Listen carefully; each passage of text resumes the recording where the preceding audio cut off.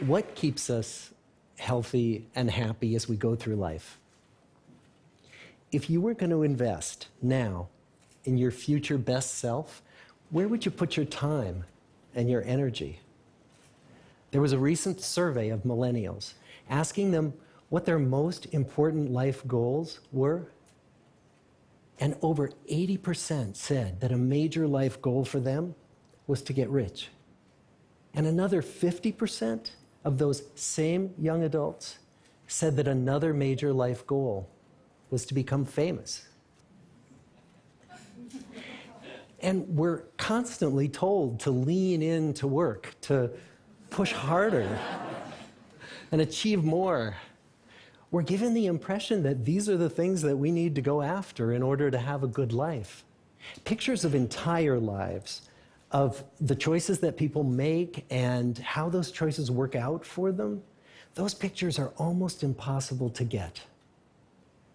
Most of what we know about human life, we know from asking people to remember the past. And as we know, hindsight is anything but 20/20. We forget vast amounts of what happens to us in life, and sometimes memory is downright creative. But what if we could watch entire lives as they unfold through time? What if we could study people from the time that they were teenagers all the way into old age to see what really keeps people happy and healthy? We did that. His name is Dr. Robert Wellinger. He is 65 years old.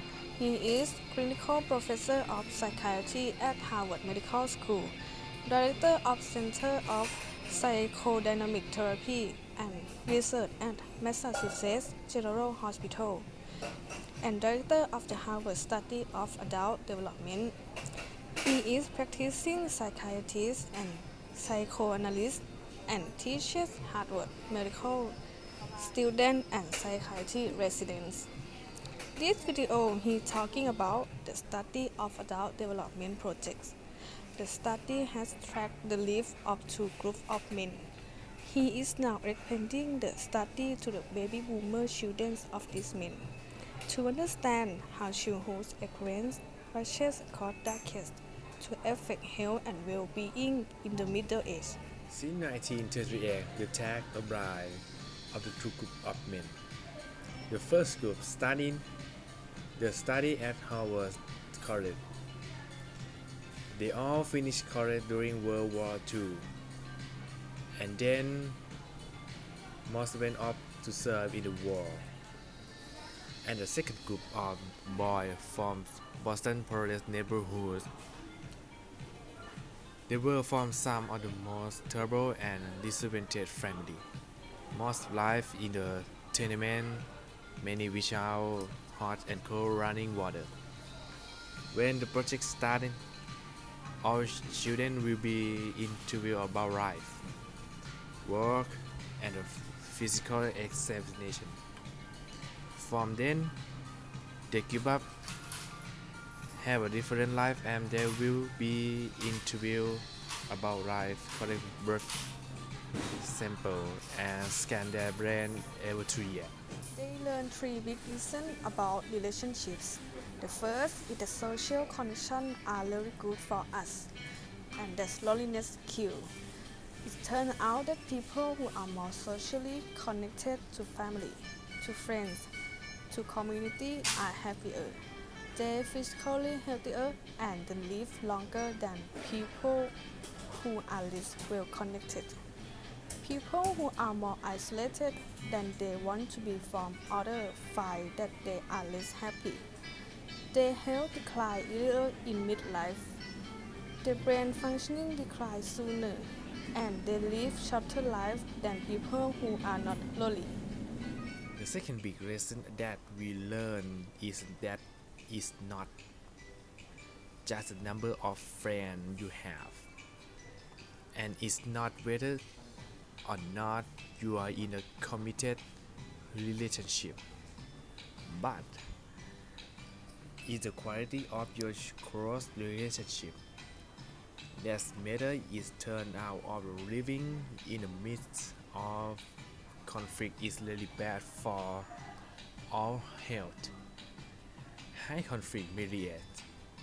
For example, without much affection, it turns out all living in the midst of conflict is really bad for our health. High conflict mediate. For example, without much affection, turn out to be very bad for our health, perhaps worse than getting divorced, and living in the midst of good, warm relationship is protective. Once them had followed these men all the way into their 80 years old, them collected all the data, found that the man who is satisfied with the relationship at age 50 is the strongest man at the age of 80. But for people with the relationship unhappy on the day, he suffer a lot of physical pain. The pain will multiply with emotional pains. And the third big lesson that we learn about relationship and our health is that good relationship don't just protect our body, they protect our brands. The people who are in relationship where they really feel they can count on the other person on in times of need. Those people's memory stays sharper longer. And the people in a relationship where they feel they really can't count on the other one. Those are the people who experience area memory design. In the end, he said that close relationships are good for our health and well-being.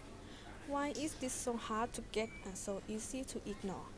The people in our 75-year study who were the happiness in retirement were the people who had actively worked to replace workmates with new friends. Just like the recent survey, many of men, when they were starting out as young adults, really believed that fame, rich, and high achievement were what they need to go after to have a good life. But study has shown that the people who feel happy the best were the people who learn into relationships with family, with friends, and with community. So, this message that good, close relationships are good for our health and well being, this is wisdom that's as old as the hills. Why is this so hard to get and so easy to ignore? Well, we're human. What we'd really like is a quick fix, something we can get that'll make our lives good and keep them that way. Relationships are messy and they're complicated, and the hard work of tending to family and friends, that's not sexy or glamorous. It's also lifelong. It never ends. The people in our 75-year study who were the happiest in retirement were the people who had actively worked to replace workmates with new playmates. Just like the millennials in that recent survey, many of our men, when they were starting out as young adults, really believed that fame and wealth and high achievement were what they needed to go after to have a good life. But over and over these 75 years, our study has shown that the people who fared the best were the people who leaned into relationships with family, with friends, with community. So what about you? Let's say you're 25, or you're 40, or you're 60. What might leaning into relationships even look like? Well, the possibilities are practically endless. It might be something as simple as replacing screen time with people time, or livening up a stale relationship by doing something new together, long walks or date nights, or reaching out to that family member who you haven't spoken to in years, because those all too common family feuds take a terrible toll on the people who hold the grudges.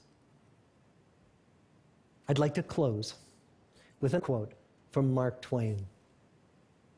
More than a century ago, he was looking back on his life, and he wrote this: "There isn't time, so brief is life, for bickerings, apologies, heartburnings, callings to account.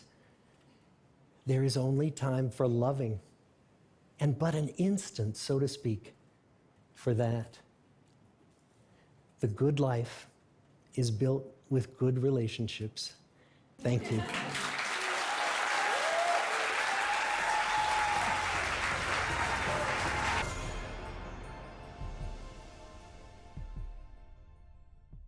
We believe when we work hard and achieve this goal, this is a good life. However, this video shows that a good relationship is better than wealth and fame, because the good life is built with a good relationship.